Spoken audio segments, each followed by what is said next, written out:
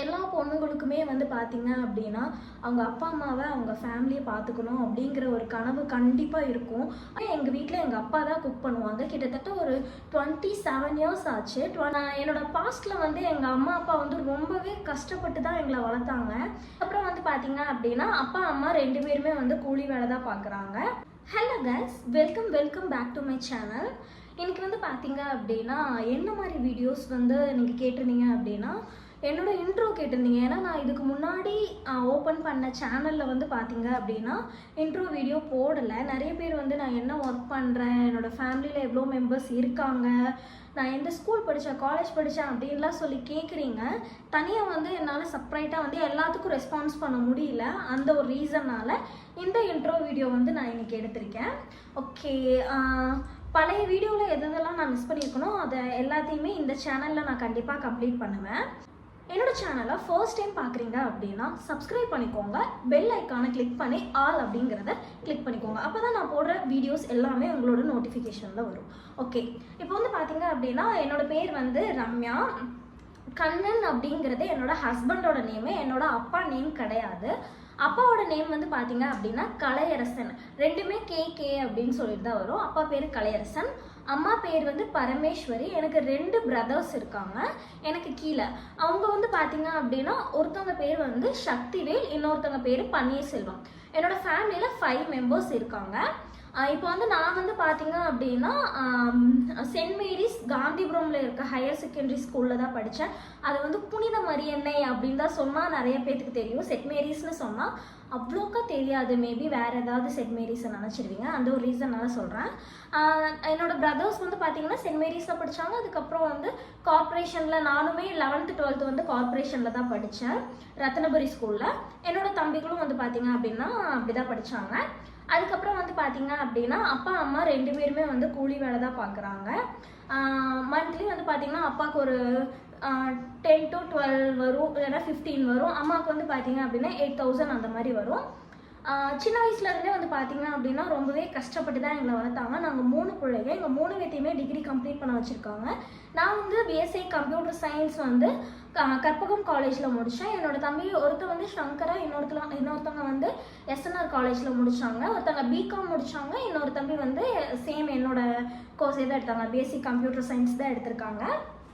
தென் வந்து பார்த்தீங்க அப்படின்னா பாஸ்ட் முன்னாடி வந்து பார்த்தீங்க அப்படின்னா எங்கள் அப்பா அம்மா வந்து கூலி வேலை செஞ்சு தான் எங்களை படிக்க வச்சாங்க. அப்போ ரொம்பவே கஷ்டமாக இருக்கும். எப்படின்னா எனக்கு அந்த வயசில் வந்து கஷ்டம்லாம் தெரியாது. எங்களை நல்லா தான் பார்த்துக்குவாங்க. எக்ஸாம்பிளுக்கு வந்து அம்மா வந்து கட்டட வேலைக்கு போயிருக்காங்க, தென் ஹெல்ப்பராக வேலைக்கு போயிருக்காங்க. அவங்க 2 பேருமே படிக்கலை. அப்பா 6வது 7வது அந்த மாதிரி தான் படிச்சிருக்காங்க. அம்மா வந்து ஒரு 3வது அந்த மாதிரி. 2 பேர்த்துக்கும் தமிழ் நல்லா படிக்க தெரியும்.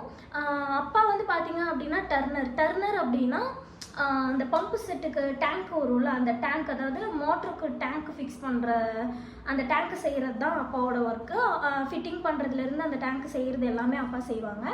அம்மா வந்து பார்த்தீங்க அப்படின்னா எனக்கு தெரிஞ்ச வயசில் வந்து கட்டட வேலைக்கு போயிருக்கிறத பார்த்துருக்கேன். அப்புறம் ஏதாவது ஒர்க் ஷாப் ஒர்க்கு அந்த மாதிரி போயிருக்காங்க.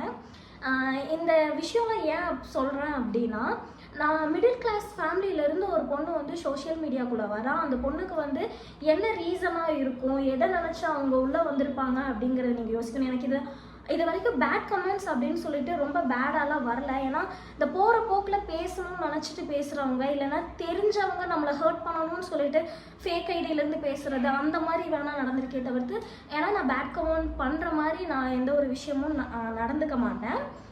என்னோட பாஸ்ட்டில் வந்து எங்கள் அம்மா அப்பா வந்து ரொம்பவே கஷ்டப்பட்டு தான் எங்களை வளர்த்தாங்க. எக்ஸாம்பிளுக்கு வந்து எங்கள் அம்மா கல்யாணம் ஆகி 24வது நாளில் இருந்தே ஒர்க் போயிட்டுருக்காங்க. இப்போ எங்கள் அம்மாவுக்கு 27 வருஷம் ஆச்சு. 2 வருஷம் எங்கள் அப்பா அம்மாவுக்கு குழந்தை இல்லை. நான் 2 வருஷம் கழிச்சு தான் பிறந்தேன்.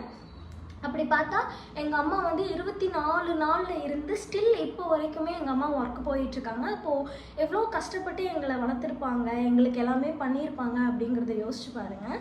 எங்கள் அப்பா வந்து பார்த்தீங்க அப்படின்னா எங்கள் வீட்டில் வந்து எங்கள் அம்மாவுக்கு குக்கிங் அவ்வளோக்கா வராது, பட் இப்போ கற்றுக்கிட்டாங்க. இதெல்லாம் நான் சொல்லும்போது எப்போவுமே எங்கள் அம்மா வந்து ஹர்ட் ஆவாங்க. என்ன இன்னும் என்னை வந்து சமைக்க தெரியலன்னு எல்லாத்துக்கிட்டையும் சொல்லிட்டு இருக்க அப்படின்னு சொல்லிட்டு. அதை சொல்கிறதுக்கான ரீசன் ஒன்று தான். எங்கள் அம்மா வந்து 24 நாளில் அப்பத்துலேருந்து ஒர்க் போயிட்டுருக்காங்க. அப்பத்துலேருந்து இப்போ வரைக்குமே எங்கள் வீட்டில் எங்கள் அப்பா தான் குக் பண்ணுவாங்க. கிட்டத்தட்ட ஒரு 27 இயர்ஸ் ஆச்சு. 27 இயர்ஸும் எங்கள் அப்பா தான் எங்களுக்கு குக்கிங், எங்கள் அம்மாவோட சாப்பாடு. நாங்கள் இப்போ ரீசெண்ட் டைமில் எங்கள் அம்மா நல்லா சமைக்கிறாங்க, நாங்கள் சாப்பிடுவோம். ஆனால் ஸ்டில் இப்போவும் எங்கள் அப்பா தான் எங்களுக்கு சமைச்சு போடுவாங்க. எங்கள் அப்பாவோட விஷயம் வந்து எங்கள் அப்பா சமையல்காரர்லாம் இல்லை, பட் எங்கள் அம்மா வந்து எங்கள் அப்பாவுக்காக ஒர்க் போய் எங்களை எல்லாம் பார்த்துக்கிறாங்க. எங்கள் அம்மாவுக்கு எந்த ஒரு கஷ்டமும் கொடுத்துடக்கூடாது. எங்கள் அப்பாவுக்கு எங்களை விட எங்கள் அம்மா ரொம்ப இம்பார்ட்டன்ட். என் ஒய்ஃப் வந்து எந்த ஹர்ட்டும் ஆகிடக்கூடாது. இப்போது நான் வந்து சந்தோஷமாக ஒரு ஹாப்பியான லைஃப் வாழ்கிறேன் அப்படின்னா எக்ஸாம்பிளுக்கு வந்து எங்கள் அப்பா அம்மா தான். எங்கள் அப்பா எங்கள் அம்மா மேலே எவ்வளோ லவ் வச்சுருக்காரு அப்படிங்கிறது அவர் பார்த்துக்கிறத வச்சே தெரியும். ஏதாவது ஒரு விஷயம் வந்து நான் தான் வீட்டில் பெரிய பொண்ணு. இப்போது எக்ஸாம்பிளுக்கு வீட்டில் ஏதாவது அப்பா வந்து சேல்ரி கம்மியாக வந்திருக்கு, அது வந்து அம்மா கிட்ட சொல்லணும் அப்படிங்கிறது ஒரு நிமிஷம் யோசிப்பார். ஏன்னா அம்மா வந்து ஐயோ இவ்வளோதான் கம்மியாக இருக்கா, அந்த அரிசி வாங்கணும், பருப்பு வாங்கணும், சிலிண்டர் வாங்கணும், அந்த மாதிரி திங்கிங் கூட அம்மாவுக்கு வந்துடக்கூடாது அப்படிங்கிறதுக்காக எங்கள் அப்பா வந்து எங்கள் அம்மா கிட்ட சொல்ல மாட்டாங்க. என்ன தனியாக கூட்டிகிட்டு போய் சொல்லுவாங்க, பாப்பா இந்த மாதிரி இருக்குது பாப்பா, நீ அம்மா கிட்ட சொல்லாத. எங்கள் அப்பா வந்து அந்த டைமில் வந்து ஒரு பண்டு அப்படிங்கிற மாதிரி ஒன்று நடத்துவார். அந்த இதில் வந்து ஹெல்ப் பண்ணுவாங்க, யாருக்காவது அமௌண்ட் கொடுத்து வீக்லிஸ் அதை கலெக்ட் பண்ணுற மாதிரி ஒரு ஒர்க்கு. அதில் வர அமௌண்ட்டை எடுத்து இதில் போட்டுட்டு எங்கள் அப்பாவோட சேலரி வரும்போது எங்கள் அப்பா அந்த சேலரி அதில் வச்சுருவார். அந்த மாதிரி விஷயம்லாம் பண்ணும்போது எனக்கு எங்கள் அப்பா வந்து எங்கள் அம்மா மேலே எவ்வளோ லவ் வச்சுருக்காரு அப்படின்னு சொல்லி தெரியும். லவ் அண்ட் அரேஞ்ச் மேரேஜ் வந்து என்னோடது நாங்களும் கண்ணாகும். பட் எங்கள் அம்மாவோடது ஃபுல் அண்ட் ஃபுல் வந்து அரேஞ்ச் மேரேஜ். அரேஞ்ச் மேரேஜில் ஒரு இவ்வளோ பெரிய அண்டர்ஸ்டாண்டிங் இருக்கும் அப்படிங்கிறதே எங்கள் அப்பா அம்மா தான் எனக்கு ஒரு எக்ஸாம்பிள். எங்கள் வீட்டில் இது வரைக்கும் நான் சண்டை வந்து பார்த்ததில்லை. எங்கள் அம்மா வேணால் கோவப்பட்டு எங்களை அடிப்பாங்க, திட்டுவாங்களே தவிர்த்து எங்கள் அப்பா 3 பிள்ளைங்க மேலேயும் கை வச்சதே கிடையாது. வேணுங்கிறத வாங்கி கொடுப்பாங்க. எனக்கு விவரம் தெரிஞ்ச வரைக்குமே சிக்கனும் எங்கள் வீட்டில் இருக்கும். சிக்கனும்னு சொல்கிறேன் எல்லார் வீட்லேயும் இருக்கிறது தானம்மா அப்படின்னு நீங்கள் சொல்லாதீங்க. எதனால சொல்கிறேன் அப்படின்னா, நான் ஸ்கூல் படிக்கும் போதுலேருந்து, அதாவது சின்ன வயசுலேருந்து நான் காலேஜ் 3rd இயர் முடிக்கிற வரைக்குமே எங்கள் வீட்டில் வந்து ரேஷன் அரிசி சாப்பாடு தான். ரேஷன் அரிசி அதை வந்து நான் குறைச்சலாம் சொல்லலை, அந்த அரிசி கூட கிடைக்காம நிறைய பேர் இருக்காங்க. பட் ஸ்டில் ரேஷன் அரிசி தான் எங்கள் வீட்டில் சமைப்பாங்க. என் தம்பி இதில் ஃபஸ்ட்டு தம்பி வந்து ரேஷன் அரிசி சாப்பிட மாட்டான். ஒரு லெவல் எப்படி சொல்கிறது அப்படின்னா, ஒரு ஏஜ் வந்ததுக்கப்புறமா கொஞ்சம் சம்பாதிக்க ஆரம்பிச்சதுக்கப்புறமா என் தம்பிக்காக நல்லரிசி வாங்குவாங்க. அதுலேயும் தம்பிக்கு மட்டும் நல்லரிசி செஞ்சுட்டு நாங்கள் 4 பேரும் வந்து ரேஷன் அரிசி சாப்பிட்டுப்போம். எங்களுக்கு வந்து ரேஷன் அரிசிலாம் ஓகே, நான் எது கொடுத்தாலும் சாப்பிட்டுப்பேன் அப்படிங்கிற மாதிரி என் தம்பி சின்ன பையனும் அதே மாதிரி தான். ஆனால் பெரியவனுக்கு இறங்காது. ஏன்னா அடிக்கடி அவனுக்கு உடம்பு சரியில்லாமல் போகும், அவனுக்கு காஃப் வந்து இருந்துகிட்டே இருக்கும். அதுக்கெல்லாம் நாங்கள் ட்ரீட்மெண்ட் பார்த்தோம். பட் ஸ்டில் இப்போவும் அவன் எந்திரிச்சோன்னே ஃபஸ்ட்டு இருமி வாமிட் பண்ணிவிட்டு அதுக்கப்புறமா தான் அவனோட ரெகுலர் லைஃப் வந்து ஸ்டார்ட் ஆகும். என்னோட ஃபஸ்ட்டு தம்பிக்கு அது என்ன ரீசன்னா, அவனுக்கு தொண்டையில் மூக்கில் வந்து ஏதோ குட்டி சதை வளர்ந்தால் அந்த ப்ராப்ளம் அவனுக்கு ஸ்டார்ட் ஆகும் அப்படின்னு சொல்லி டாக்டர் சொல்லியிருந்தாங்க. இவ்வளோ விஷயத்துலையும் நாங்கள் வந்து ஓட்டு வீட்டில் தான் இருந்தோம். இப்போ வந்து வீடு எங்கள் அப்பா அம்மா கட்டிட்டாங்க. ஆனால் இதுக்கு முன்னாடி வீடு கட்டுறதுக்கு முன்னாடி வந்து பார்த்தீங்க அப்படின்னா ஒரு ஓட்டு வீடு. எங்கள் ஏரியாலேயே எங்களோட வீடு தான் ரொம்பவே சின்ன வீடு. மழையெல்லாம் வந்தது அப்படின்னா எங்கள் வீட்டுக்குள்ளே தண்ணி வந்துடும். நாங்கள் எல்லோரும் சேர்ந்து மோந்து ஊற்றி வெளியில் இது பண்ணுற மாதிரி தான் இருக்கும். ஓட்டு வீடுங்கிறனால வீட்டுக்குள்ளேலாம் கூட அங்கங்கே வந்து ஒழுகும். அப்போலாம் வந்து எங்கள் அப்பா அம்மா எவ்வளோ ஃபீல் பண்ணுவாங்க, எங்ககிட்ட சொல்லிக்க மாட்டாங்க. ஆனால் அவங்களுக்குள்ளே இருக்க ஃபீலிங்ஸ் வந்து அப்போ எனக்கு தெரியல. நான் வந்து செம்ம வாழுத்தனமாக எதிர்த்து பேசிட்டு ஆடிட்டு இருக்கிற பொண்ணு தான் நான். வீட்லேயே வந்து அவங்க 2 பேரும் பொண்ணு மாதிரி இருப்பாங்க, நான் வந்து பையன் மாதிரி இருப்பேன். எங்கள் அப்பா என்னை வளர்க்கும் போதே சரி ஒரு போல்ட்னஸாக எந்த ஒரு விஷயத்துக்கும் பயப்படாமல் அந்த மாதிரி தான் என்னை வளர்த்தாங்களே. நான் என்ன செஞ்சாலும் கரெக்டாக இருக்கும், நம்ம பொண்ணு கரெக்டாக தான் பண்ணுவா, அந்த ஒரு நம்பிக்கை வந்து என் மேலே நிறையா வச்சுருந்தாங்க.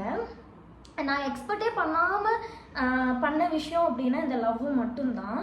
அது ஏன் அப்படின்னா, எங்கள் அப்பா அம்மாவுக்கு கிடைச்ச மாதிரி எனக்கு ஒரு லைஃப் பார்ட்னர் வேணும். எங்கள் அப்பா வந்து எப்படி எங்கள் அம்மாவை அண்டர்ஸ்டாண்ட் பண்ணிக்கிட்டாங்களோ ஃப்யூச்சரில் நம்மளுக்கும் அப்படி தான் இருக்கணும் அப்படிங்கிற ஒரு ரீசன்னால தான் நான் அதை சூஸ் பண்ணதே. நான் நிறைய நாள் வந்து எங்கள் அப்பாவை நினச்சி நான் அழுவேன். என்னன்னே தெரியாது. எங்கள் அப்பா நினச்சாலே என் ஃபேமிலியில் யாராவது ஒருத்தவங்களுக்கு ஐயோ அது யோசிச்சாலே சின்னதாக ஏதாவது ஒரு விஷயம் நடந்தால் கூட அதை தாங்கிக்க முடியாது. எங்கள் அப்பாவுக்கு எங்கள் அம்மாவுக்கு என்ன ஆனாலும் உடம்பு சரியில்லாமல் போனால் கூட எங்கள் அப்பானால தாங்கிக்க முடியாது. வீட்டில் எல்லா வேலையும் செஞ்சு கொடுப்பாரு. அதாவது பொண்ணு தான் செய்யணும், பையன் தான் செய்யணும் அப்படிங்கிறதுலாம் கிடையவே கிடையாது. இன்னுமே நிறையா பேர்த்தோட வீட்டில் வந்து பார்த்தீங்க அப்படின்னா பொண்ணுங்க தான் அந்த வேலையெல்லாம் செய்யணும் அப்படிங்கிறதெல்லாம் ஃபாலோ பண்ணுறாங்க. எங்கள் வீட்டில் வந்து பார்த்தீங்க அப்படின்னா எக்ஸாம்பிளுக்கு எனக்கு ஏன் எதுவுமே தெரியாமல் போச்சு அப்படின்னா, நான் வந்து வாழைத்தனம்னு சொல்கிறேன்ல, அதனால் நான் எதுவுமே செய்ய மாட்டேன். எங்கள் வீட்டில் வந்து என் தம்பிங்க பாத்திரம் கழுவுவாங்க, வீடு கூட்டுவாங்க, வீடு துடைப்பாங்க, எல்லா வேலையும் என் தம்பிக்கு செய்வாங்க. நான் வந்து வேணும்னே செய்ய மாட்டேன்னு சொல்லி சண்டை போடுவேன். என் ஃபேமிலி எல்லாருமே என் ஒருத்தியை பார்த்துக்கிட்டாங்க. எப்படி சொல்கிறதுன்னா, எல்லாத்துக்கும் நான் சின்ன பிள்ளை. எல்லாரும் சேர்ந்து எனக்கு ஊட்டி விடுறது, வெளியில் போனால் ஃப்ரெண்ட்ஸும் எனக்கு அப்படி தான். அப்படிலாம் இருந்துட்டு தான் நான் இப்போ வந்து இந்த லைஃப்குள்ளே வந்திருக்கேன். இது காலேஜ் டைமில் வந்து பார்த்தீங்க அப்படின்னா எனக்கு இதில் ஒரு இன்ட்ரெஸ்ட் வந்து நானும் ஒரு யூடியூபர் ஆகணும். எனக்கு இந்த மாதிரி வீடியோஸ், நான் டான்ஸ்லாம் நல்லா ஆடுவேன். டான்ஸில் வந்து பார்த்தீங்க அப்படின்னா 8th ஸ்டாண்டர்ட் படிக்கும்போது என்னோடய ஸ்கூலில் வந்து ஒரு டிஸ்ட்ரிக்ட் லெவலுக்கு கூட்டிகிட்டு போனாங்க. அப்போவும் அம்மாக்கெல்லாம் தெரியாது, நான் டான்ஸு ஸ்போர்ட்ஸில் இருக்கிறது எதுவுமே எங்கள் அம்மாவுக்கு பிடிக்காது. எப்போ பார்த்தாலும் ஆடிட்டே கிடக்குறா, எப்போ பார்த்தாலும் விளாண்டுட்டே இருக்கிறா அப்படின்னு எங்கள் அம்மா திட்டிகிட்டே இருப்பாங்க. அப்போ வந்து நான் பார்த்தீங்க அப்படின்னா 2nd ப்ரைஸ் வாங்கியிருந்தேன். அது இங்கேருந்து வந்து குனியமுத்தூரோ சம்திங் ஏதோ ஒரு ஸ்கூலுக்கு தான் கூட்டிகிட்டு போயிருந்தாங்க. வீட்டுக்கு தெரியாமல் தான் வந்தேன். அதுக்கப்புறம் வந்து நான் இன்னும் அடுத்த பிளேஸ், ஃபஸ்ட்டு பிளேஸ்லேருந்து வேற ஒரு இடத்துக்கு போய் டான்ஸ் ஆட வேண்டிய சுச்சுவேஷன். எங்கள் அம்மா இங்கேருந்து மதுரை போகணும் அப்படின்னு சொன்னனால அதெல்லாம் என்னால் போக முடியாதனால டான்ஸு ஸ்போர்ட்ஸ் எல்லாத்தையுமே விட்டுட்டு கடைசியில் எனக்கு கிடைச்ச பிளாட்ஃபார்ம் தான் யூடியூபு, இன்ஸ்டாகிராமு, மோஜு அப்படிங்கிற ஒரு விஷயம். அதில் தான் நான் எனக்கு பிடிச்ச மாதிரி இருக்கணும் அப்படிங்கிறதுக்காக நான் வீடியோ போட ஆரம்பித்து இப்போ உங்கள் முன்னாடி நான் இப்படி நின்று பேசிகிட்டு இருக்கேன். என்னோடய கரியர் இந்த மாதிரி தான். நான் என்ன ஒர்க் பண்ணுறேன் அப்படின்னு கேட்டிங்க, ஆஃப்டர் மேரேஜ்க்கு முன்னாடி வந்து பார்த்தீங்க அப்படின்னா நான் வந்து HRH அப்படின்னு சொல்லிட்டு RS-புரத்தில் ஒரு கம்பெனியில் நான் ஒர்க் பண்ணிகிட்டு இருந்தேன். அந்த ஆஃபீஸ் தான் நான் வந்து ஒரு 1.5 வருஷமாக ஒர்க் போயிட்டுருந்தேன். இப்போ வந்து நான் அங்கே ஒர்க்கு போகல. ஆஃப்டர் மேரேஜ்க்கு அப்புறம் கண்ணன் வந்து என்னை ஒர்க்குக்கு விடலை. ஸ்டில் நான் வந்து ஒர்க்குக்கு போக மாட்டேன், போகக்கூடாது அப்படிங்கிறதுலாம் கிடையவே கிடையாது. எனக்கு பிடிச்சா நான் ஒர்க் போவேன். அவங்க விட மாட்டேன் அப்படின்லாம் சொல்ல, உனக்கு எப்போ தோணுதோ அதை போ அப்படின்னு சொன்னாங்க. இப்போ வரைக்கும் அந்த ஐடியா இல்லை. எனக்கு யூடியூப்பில் கான்சன்ட்ரேஷன் பண்ணணும். தென் இன்ஸ்டாவில் எனக்கு ஒரு பார்ட் இப்போ தான் நான் ஒரு ஜேர்னி போயிட்டுருக்கேன் என்னோட ஒரு லைஃப்பில். அந்த இதில் நான் அப்படியே மூவ் ஆகணும் அப்படிங்கிற ஒரு ஐடியாவில் இருக்கனால நான் அதில் போனேன். ஏன்னா இதில் நான் நினச்ச விஷயத்தை நான் பண்ணி இது மூலியமாக எங்கள் அப்பா அம்மாவுக்கு நான் சப்போர்ட் பண்ணணும். நான் என்னை தாண்டி ஃபஸ்ட்டு நான் எங்கள் அப்பா அம்மாவுக்கு சப்போர்ட் பண்ணணும் அப்படிங்கிற ஒரு விஷயம் மட்டும்தான் என்னோடய மைண்டுக்குள்ளே இருக்குது. ஏன்னா எனக்கும் கண்ணாக்கும் வந்து பார்த்தீங்க அப்படின்னா எனக்கு எல்லாமே எங்கள் அப்பா அம்மா மட்டும்தான். எங்களுக்கு என்னென்ன வேணும் வேணாம் அப்படிங்கிறது எல்லாமே அவங்க பார்த்து செஞ்சிட்ருக்காங்க. அவங்கள நான் நல்லா பார்த்துக்கணும், என்னோடய பிரதர்ஸை நான் நல்லா பார்த்துக்கணும். அந்த ஒரு விஷயம் இருக்குது. கண்ணாவோட ஃபேமிலியும் நாங்கள் தான் டேக் கேர் பண்ணிக்கணும். 2 பேர்த்தோட ஃபேமிலியுமே பார்த்துக்கணும் அப்படிங்கிற ஒரு ரீசனுக்காக தான் நான் இந்த பிளாட்ஃபார்முக்குள்ளே வந்தேன். கண்ணா அதை வந்து தடுக்கலை, சப்போர்ட் பண்ணுறாங்க. பட் என்னால் முடியும் அப்படிங்கிறத நான் எனக்கு என் மேலே ஒரு கான்ஃபிடென்ட் நான் வச்சுருக்கேன்ல, அதுதான் நீங்கள் இருந்தீங்க அப்படின்னா கண்டிப்பாக என்னால் எல்லாமே அச்சீவ் பண்ண முடியும். பாஸ்ட் வீடியோவில் நான் அழுதுருப்பேன். அந்த அழுகைக்கு காரணம் என்ன அப்படின்னா, என்னால் முடிஞ்சு நான் இவ்வளோ சீக்கிரமாக பண்ண ஒரு விஷயம் என்னை விட்டு போகும்போது அது எவ்வளோ வலிச்சது, அதை என்னால் ஏற்றுக்க முடியல அப்படிங்கிறதுனால தான் நான் அழுதுருந்தேன். நிறைய பேர் எனக்கு அதுக்கு சப்போர்ட் பண்ணியிருந்தீங்க, நாங்கள் இருக்கோம், நீங்கள் வீடியோ போடுங்க வாங்க அப்படின்னு சொல்லிட்டு நிறைய மெசேஜ், நிறையா so many loves. ஐயோ இத்தனை பேர் எனக்காக இருக்காங்களா அப்படின்னு சொல்லி அப்போ தான் தெரிஞ்சுது. அப்போ எனக்குள்ளே இருந்த கான்ஃபிடென்ட் இன்னும் கொஞ்சம் ஜாஸ்தி ஆச்சு, நம்மளால் முடியும் அப்படின்னு சொல்லிட்டு. எல்லா பொண்ணுங்களுக்குமே வந்து பார்த்தீங்க அப்படின்னா அவங்க அப்பா அம்மாவை, அவங்க ஃபேமிலியை பார்த்துக்கணும் அப்படிங்கிற ஒரு கனவு கண்டிப்பாக இருக்கும். அதை எப்படிடா பண்ணுறது அப்படிங்கிற விஷயம் மட்டும்தான் தெரியாமல் இருக்கும்.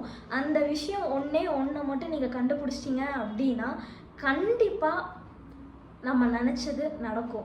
இப்போன்னு இல்லை, என்னைக்காவது ஒரு நாள் நடக்கும். அப்போ நம்ம அப்பா அம்மா முன்னாடி நம்ம ஆசைப்பட்ட மாதிரி அவங்கள பார்த்துக்கிட்டு அதை வச்சு நம்ம ஹாப்பியாக இருப்போம். இந்த இன்ட்ரோ வந்து பார்த்தீங்க அப்படின்னா இதுக்காக மட்டும்தான். ரொம்பவே தேங்க்ஸ் எனக்கு சப்போர்ட் பண்ணி என்னை இவ்வளோ தூரம் நிற்க வச்சு பேச வச்சதுக்கு. I am very happy. இதுக்கப்புறம் வந்து கண்ணனையும் வீடியோக்குள்ளே கொண்டு வந்துடுவேன். ஏன்னா கண்ணன்கிட்ட நியூ சேனல் ஓப்பன் பண்ணதை அவங்க எஸ்டர்டே தான் பார்த்துருக்காங்க. ஸ்டில் நாங்கள் 2 பேருமே இதுக்கப்புறம் வந்து சேலஞ்ச் வீடியோ, அந்த மாதிரி ப்ராங்க் வீடியோ எல்லாமே பண்ணலாம் அப்படிங்கிற ஒரு ஐடியாவில் இருக்கோம். Thank you guys. இந்த வீடியோ ஃபுல்லாக பார்த்துருந்தீங்க அப்படின்னா ஒரு லைக் பண்ணிடுங்க. ஏதாவது என்கிட்ட சொல்லணும்னு நினச்சிங்க அப்படின்னா கமெண்ட் பண்ணிடுங்க. தென் லாஸ்ட்டாக வந்து யூடியூப் பற்றி தெரியாதவங்க யாராவது கமெண்ட் பண்ணுங்கள், நான் ஹெல்ப் பண்ணுறேன்னு சொல்லியிருப்பேன். நிறைய பேர் என்ன மாதிரி எத்தனை பேர் இருக்கீங்க அப்படிங்கிறது இப்போ தான் தெரிஞ்சது. புரிஞ்சுது. நிறையா வந்து கேர்ள்ஸ் தான் மோஸ்ட்லி மெசேஜ் பண்ணியிருந்தீங்க, அக்கா இது டவுட்டாக இருக்குது, இப்படி என்ன பண்ணணும் அப்படின்ட்டு. முடிஞ்ச அளவுக்கு எல்லாத்துக்குமே நான் ரிப்ளை பண்ணியிருக்கேன். இன்னும் டவுட்ஸ் இருக்கிறவங்களும் தைரியமாக வந்து கேளுங்க, என்ன பண்ணணும், எப்படி க்ரோத் ஆகிறது அப்படின்னு. எனக்கு தெரிஞ்ச விஷயத்த நான் வந்து கண்டிப்பாக ஷேர் பண்ணுறேன். இந்த வீடியோ பிடிச்சிருந்தது அப்படின்னா லைக் பண்ணுங்கள், ஷேர் பண்ணுங்கள், கமெண்ட் பண்ணுங்கள். மறக்காமல் சப்ஸ்கிரைப் பண்ணிவிட்டு பெல் ஐக்கானை கிளிக் பண்ணிக்கோங்க. பெல் ஐக்கானில் ஆல் கிளிக் பண்ணிக்கோங்க. என்னோட இன்ஸ்டாகிராம் பேஜை கீழே நான் வந்து டேக் பண்ணுறேன், இல்லைன்னா என்னோட ப்ரொஃபைலில் இருக்கும் லிங்க்கு, அதை கிளிக் பண்ணி இன்ஸ்டாலையும் என்னை ஃபாலோ பண்ணிக்கோங்க. தேங்க்யூ, பாய்.